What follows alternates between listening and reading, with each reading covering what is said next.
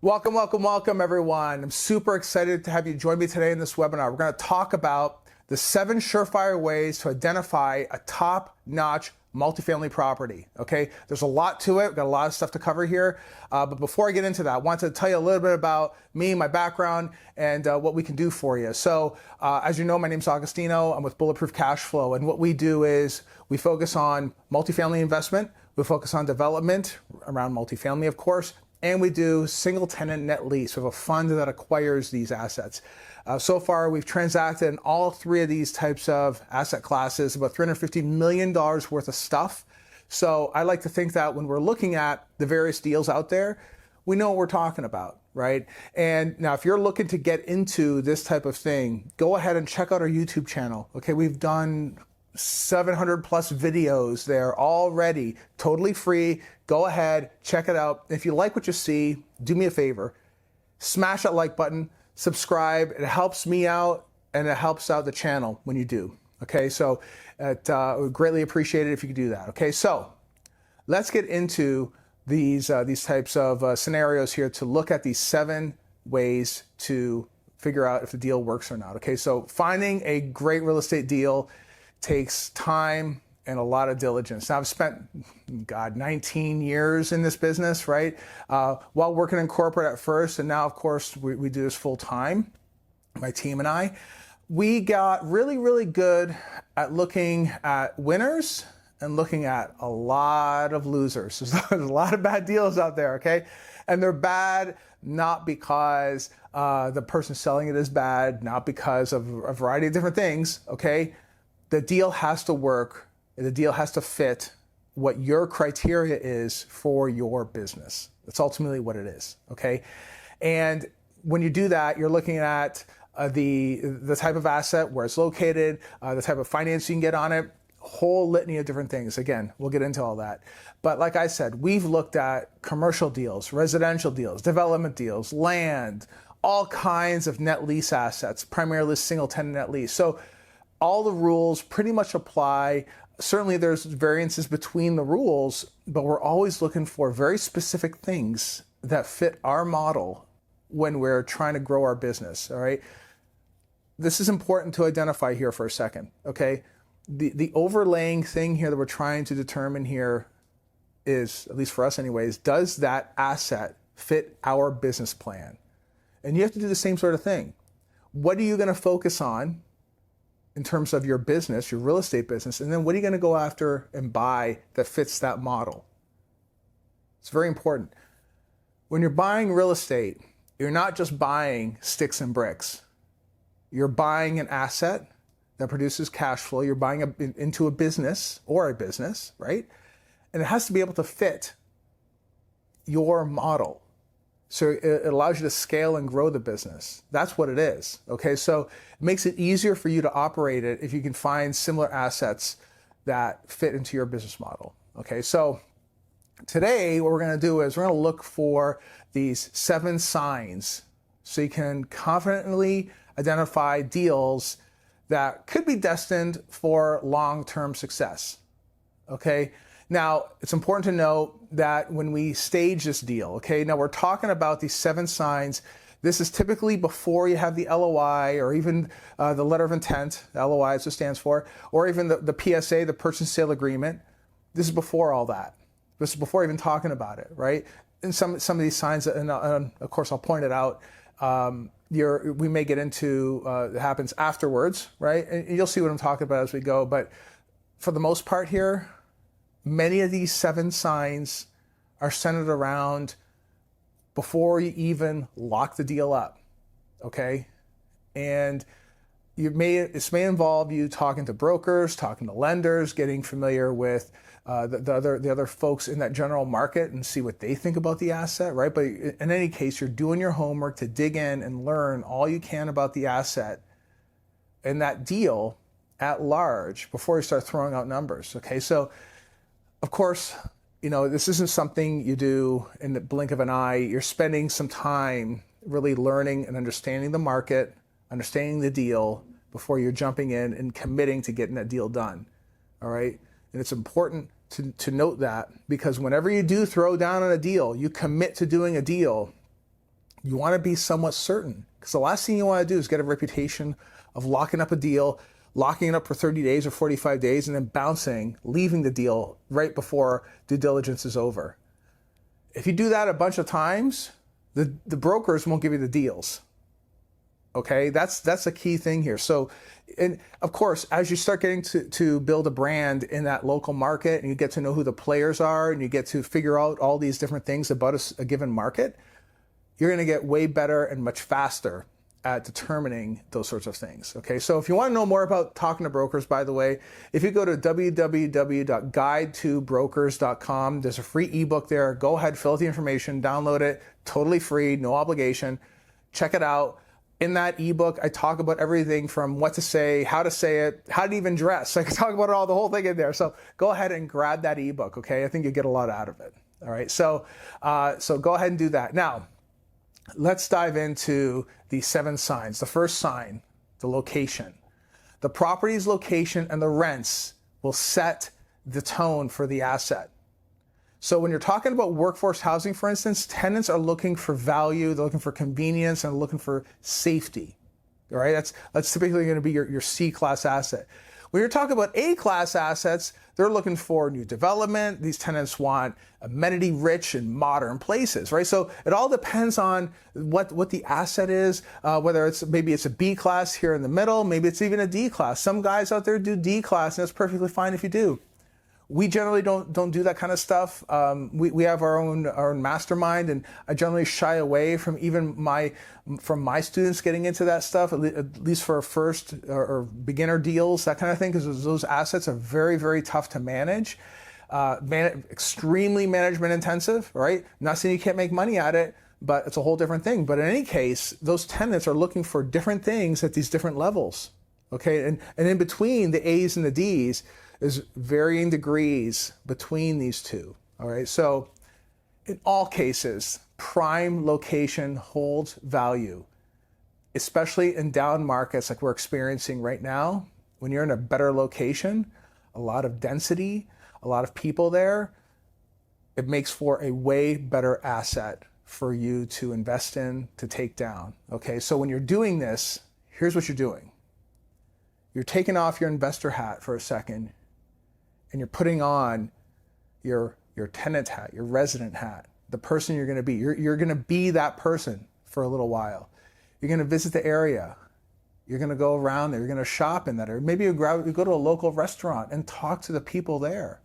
Get a feel for the vibe, the demographic of the area. Is it in a good location? Is it going to attract the right people, the right tenants that's going to go and move to a place like that? Okay, that's what you're looking for. You want to understand what is happening in that market. You're going to make a really big investment here, and you want to make sure that that location really fits what you're going after. Because here's the thing: as we continue on the 6 remaining topics here, you get many of these things you can change. They're somewhat variable. When it comes to location, that's the one thing you cannot change. You cannot change the location. So you better be right. You have to pick appropriately, okay?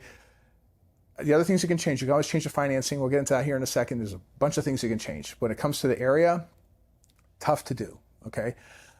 So you want to avoid those marginal areas, those in decline. You want to stay away from that. Even the nice buildings surrounded by crime and poverty and blight, those will underperform too, okay? So location is absolutely critical. It is the foundation for the rest of the asset.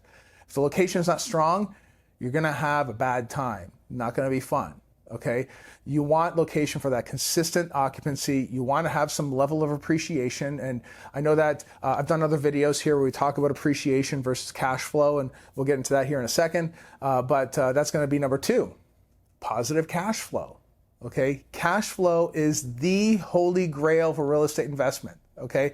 That is what you're looking for.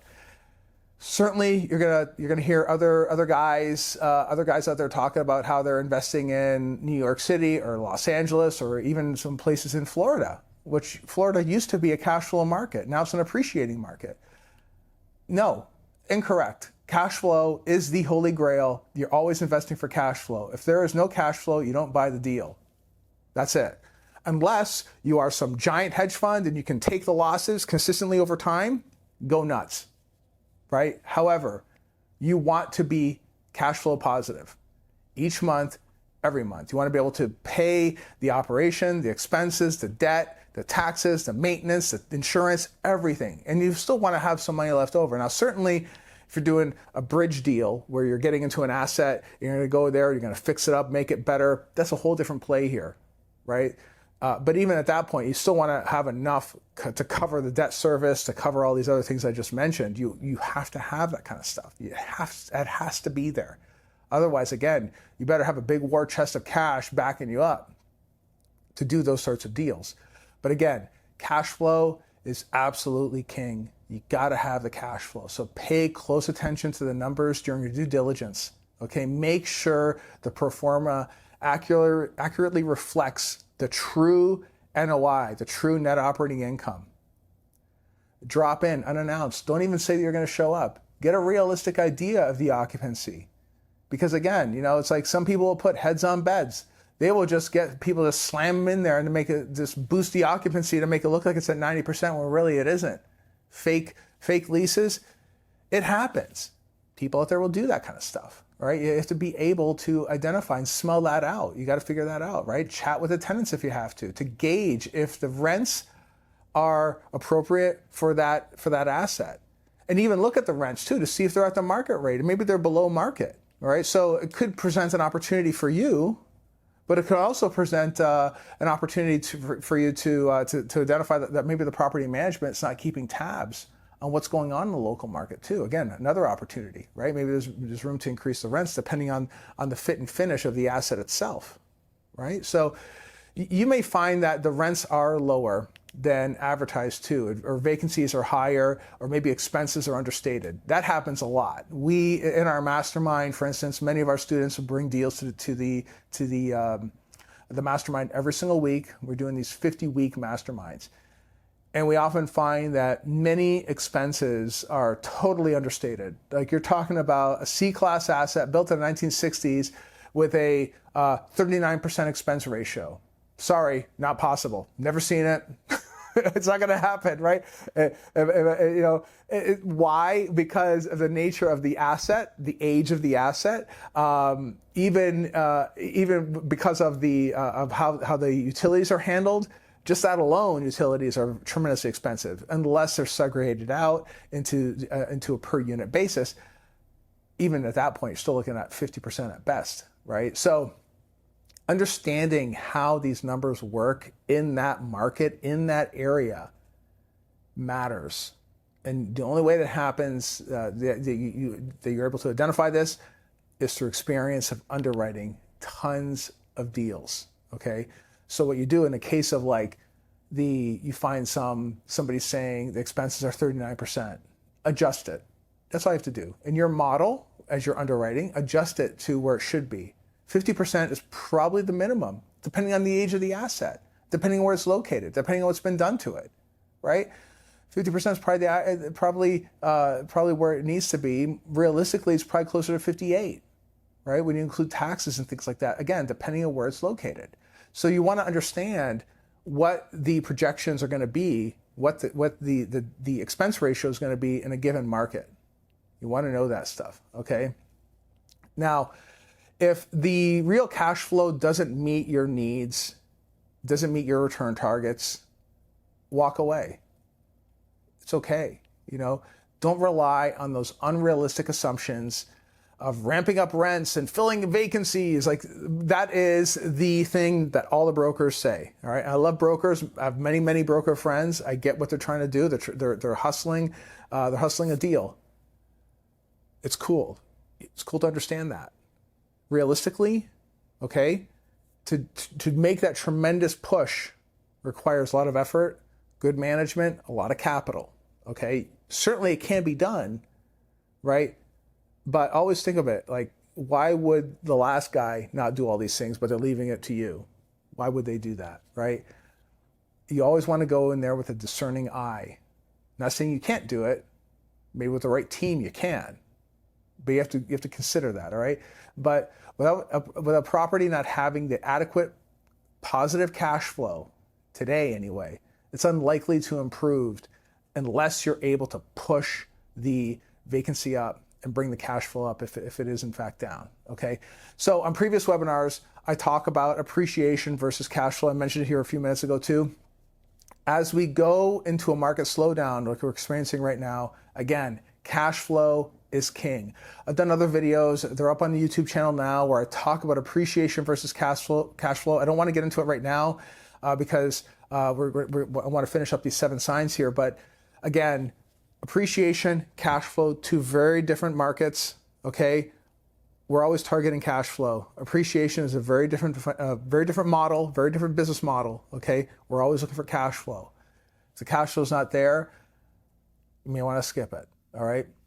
Number 3, sign number 3, favorable rent versus income, okay? So the ratio of average rents to median income reveals if there's any room for rents to rise, okay? So in a healthy, landlord-friendly market, incomes are at least 3 times the rent. So this shows that that rent is still affordable relative to the resident earnings, allowing increases without pricing people out of the market. High rent to income ratios mean you ought to keep an eye out. There could be some problems there. If the locals are already paying a large portion of their salaries to housing, you can't push the rents up, right? You're going to have vacancies and you're going to have a lot of problems. So to remedy this, you can look at the census data, okay? Look at the census data for income levels that will support the minimum viable rent. Generally, depending on the market, if you're looking at a C-class type thing, a C-class type asset, 45, 50,000 annual salary is probably, okay to start, but you want to go up a little higher depending on the asset class, depending on what's going on in that market, depending on the jobs, a variety of different things. But that's generally where you're looking to go. Look at the census data. If you're looking at some asset and the median income is like $20,000, we've seen some in $12,000. Stay away. It's probably not for you, right? It could be a signal of danger. All right. So to do those types of deals requires quite a bit of cash. If you do decide you want to do that sort of deal, maybe it's in a path of progress. Maybe maybe you know that Amazon is going to be moving or building a warehouse right nearby, and you believe that, and there's signs, not just what you believe, which is important. You have to believe in the deal, but there are straight up signs of things really taking place in that market. Okay, because Amazon, for instance, as the example here, they have revitalized entire markets just by building one of their warehouses nearby. You have to have a big war chest of capital to do that. So what you can do is you go to guidetocapital.com, guidetocapital.com. Go ahead and download another ebook, right? Again, totally free. Go ahead and check it out. And I talk about how to raise money. And it doesn't matter what the market is, what's going on right now, right? It's certainly going to be tougher these days in a down economy, but you know what? It's the foundation's still there and it still works. All right. Number 4, debt and equity interest. So this is a 2-part here. Okay. So part 1, the debt. Okay. The great multifamily deals attract eager financing from banks. Now, right now, certainly lenders have pulled back. They have. Okay. A lot of lenders have in a higher interest environment than where we are right now. Lenders are kind of like waiting by the sidelines, right? But if lenders generally aren't excited to fund a deal, that's a red flag. Okay, that's a red flag. Lenders should not be sending you crappy terms for a deal. I mean, I've seen deals where a lender gave this one person a 20-year amortization, super high interest rate, and super low leverage. And I'm like, and she took the deal. I'm like, no, this is a bad deal. Like, this is clearly, that's why they gave you such bad terms. If the lender is your biggest partner in this deal, even bigger than your limited partners, the people, even bigger than the equity, you'll get here in a second, the lender is taking the biggest risk here. They're coming up with a lot of the capital. And if they don't like the deal, maybe you should reconsider it. Lenders will scrutinize that deal. They'll scrutinize the numbers, the location, the condition of the property. They deal with multifamily real estate every single day. These guys look at hundreds of deals a day, literally, some of them, right? So you might look at a lot of deals. These guys look at even more. So if the bank doesn't like the deal, pay attention to that. Now, it's not to say that the lender is, not all lenders do multifamily. Some lenders love multifamily, some lenders love industrial, some lenders like doing land only. Depends on the lender, right? Some lenders, if they're not familiar with that specific market, maybe they don't want to do that deal too. Depends on where it is, right? So there's a lot of dependencies here.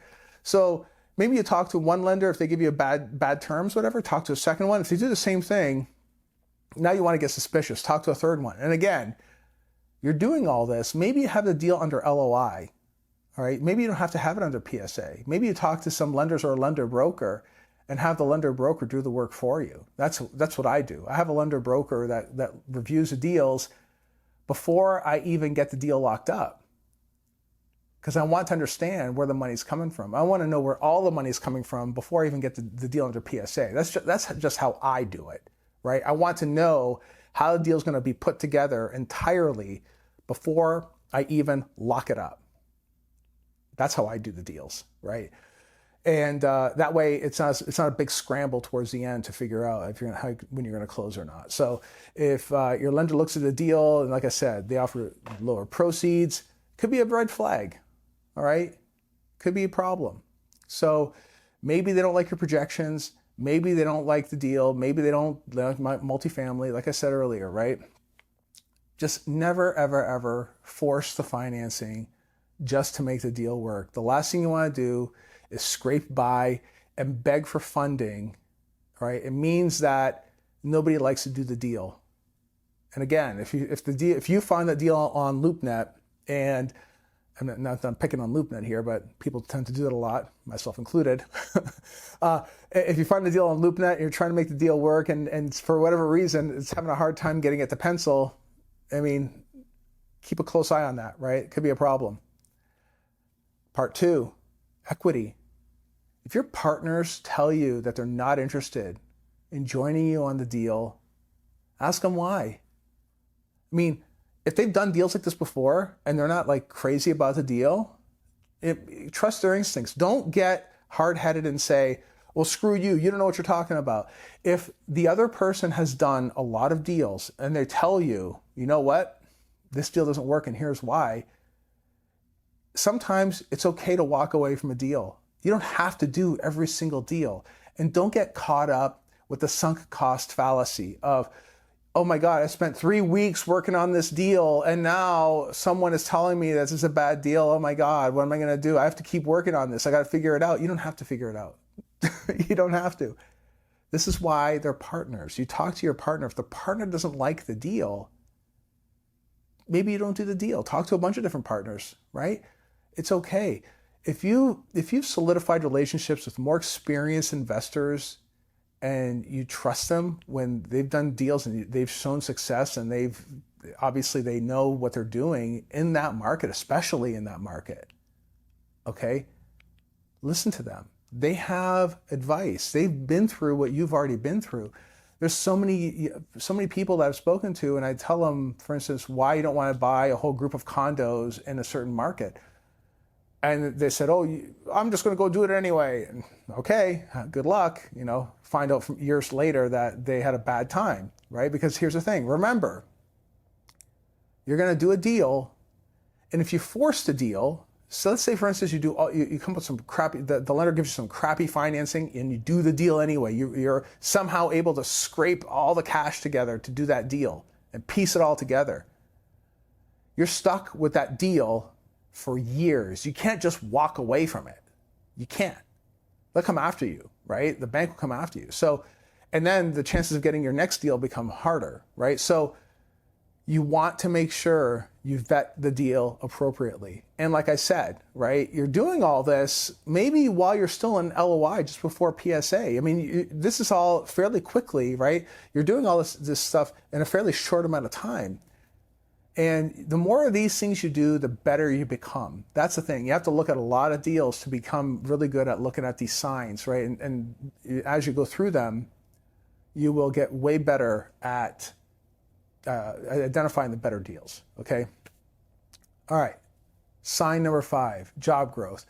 The health of the local job market will directly impact real estate, always, okay? When there's new companies like Amazon, they move in, jobs are increasing, that strengthens demand for the rental market as people relocate to that area, especially when it comes to workforce housing, especially with workforce housing. So look at both the historic job growth, look at projected numbers too. You can also look for those opportunities where historically, for instance, nothing was happening in that market, but now maybe you see some newspaper article somewhere that Amazon is opening up a giant distribution center and maybe some hospitals moving in or something like that. You know, healthcare distribution for a big company, huge, right? If that's happening, then maybe that's good news for you if you're going to be buying an asset in that market, right? But you want to look at the labor statistics. You want to see what that looks like. New housing permits, right? If you see housing permits are going up, either single family or multifamily. Office construction, I mean, offices, if someone's still building office these days, they're actually believing it that much, do some investigation as to why, right? But you definitely want to look at that. If there's any announcements of major business expansion, like I said, either on in the newspaper or on maybe Amazon's website, you know, sometimes in press releases, right, for many of these companies that are movers and shakers in those secondary and tertiary markets especially. Land is typically cheaper in those markets. They can sometimes get a tax break, very business friendly. That's what you're looking at, okay? So always avoid investing in areas where there's declining employment, there's negative job growth, there's falling household formation, maybe it's not very it's very renter friendly, you know, very, very renter friendly, maybe sinking multifamily performance. You can hear about that too. Stay away from those types of places. It's not good for you, okay? Number 6, the in-place property management. So the on-site property managers can make or break a multifamily asset. Okay? This is important. A deal is not just sticks and bricks. Like I said before, the real money is made in operations. That's where the money is made. It's how the business is run. When you're buying a multifamily asset, it's a business with a P&L, cash flow statement, the whole 9 yards. It's an actual business. And if the person running the business or the people running the business don't know what they're doing, or they're, quote, stealing from you indirectly by charging you fees and all kinds of other crazy stuff, your business will fail. That's it. Full stop. That's what happens. You want to make sure that the asset's well run. And if it's not well run, if you're getting into an asset, you notice all these different things, maybe it's an opportunity. If you can point it out and sell it to the bank and create a new pro forma to sell to the lender as to why you believe the asset's a good asset to get into, could be a thing that for you to capitalize on, right? Regardless, you want a great property manager that knows how to optimize operations. So when you do meet the property manager during your due diligence, when you first go to the property, get an understanding, get a sense of their experience, their temperament, their capabilities. Tour the property, see if it's nice and clean, if it's well maintained, and if it's running smoothly. Again, if it's not, it doesn't mean it's a deal killer. It just means it could be an opportunity for you to really get in there and fix it. But again, I mean, note that it's an uphill battle. It's because, again, depending on the size of the asset, depending on who's there, depending on the tenant class there, it's going to be a lot of work. So you have to be capitalized to do that, to go through replacing a lot of those bad tenants and putting good ones in, possibly replacing the management as well. Because again, if the property manager is allowing those folks in and making it very hard on themselves, because again, that's what really makes a property manager's job difficult, is the people that live there. That's really what it is, right? If the property manager seems stressed, they're negative, they're financially stretched, you're going to have problems. The on-site staff is absolutely critical to identifying the certain problems. Because again, these are the folks that are responsible for collecting the rent, retaining the residents, controlling the expenses, and keeping things in order. A bad manager will lead you to headaches and hurt your overall returns. So again, don't be afraid to get rid of the manager if they are there, right? Typically what we like to do is keep the existing manager in place till we figure things out. And I'm not saying that we don't keep them. Sometimes we do. But you have to be ready to replace them just in case. Because sometimes, in many cases, the manager is the problem, right? So you have to be ready and willing to do that, to replace a manager if you have to, right? This is a business, guys. So you have to run it like a business. If the in-place manager is not good, replace them, all right?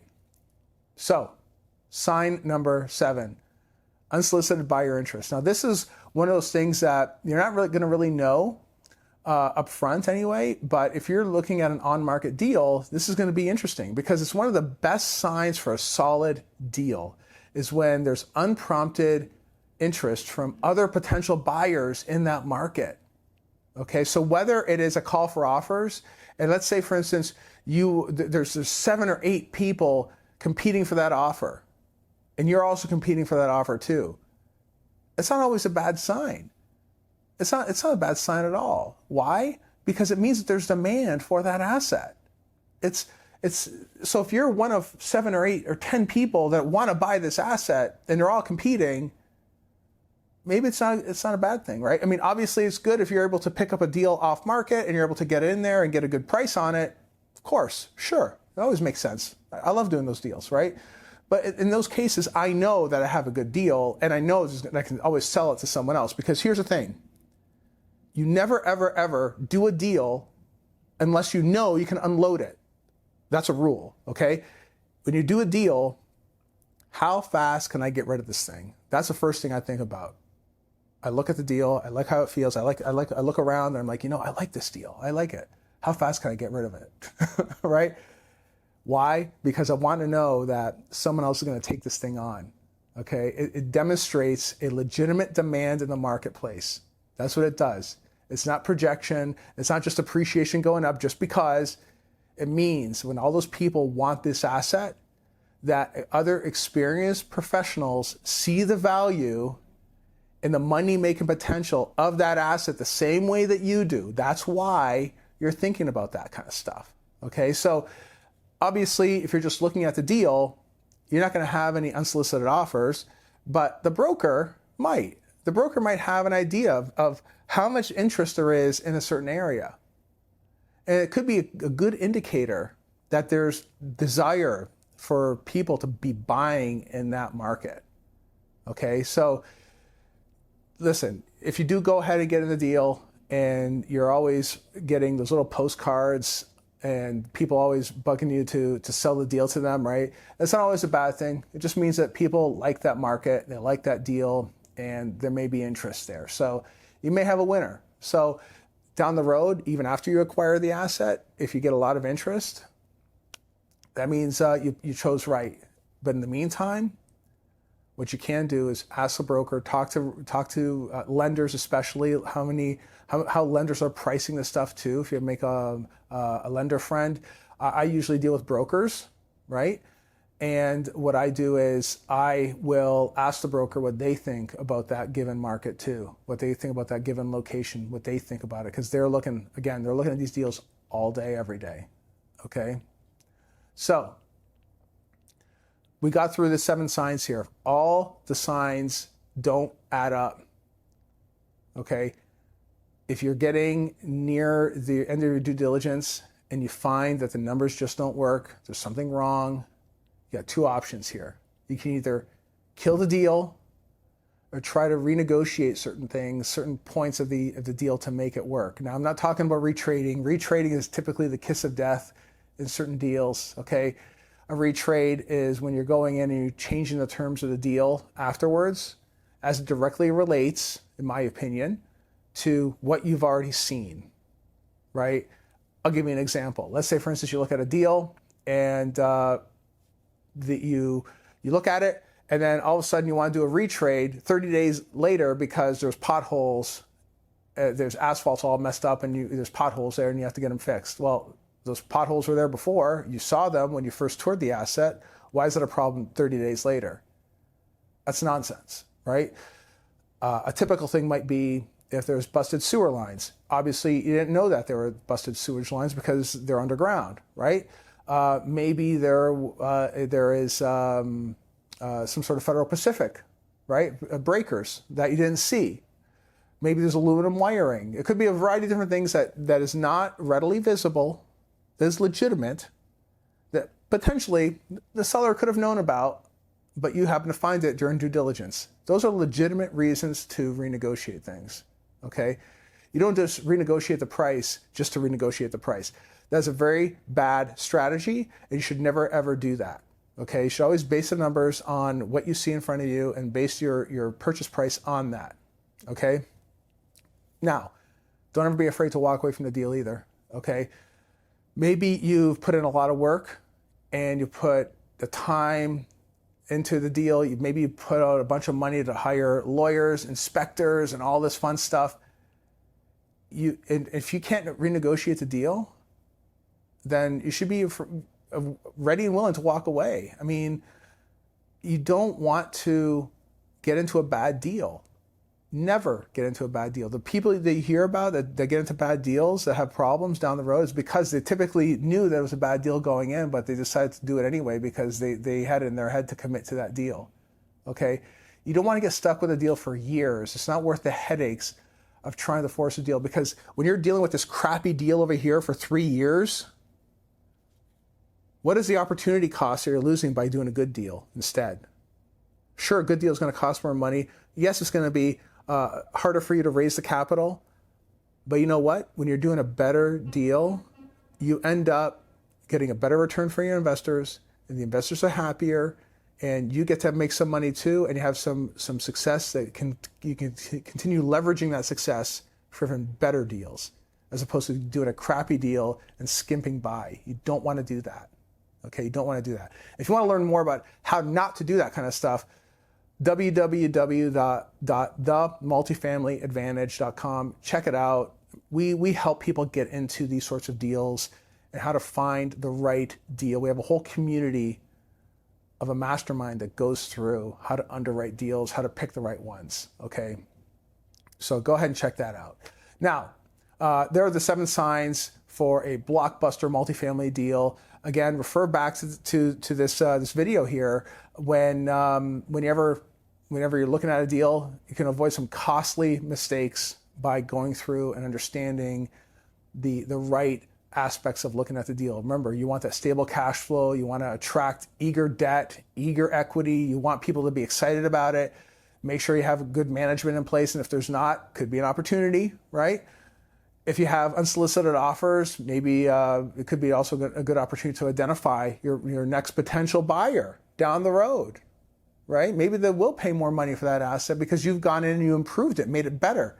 And it's great to know who's going to buy the asset before you even get into it. It's amazing when you can do that.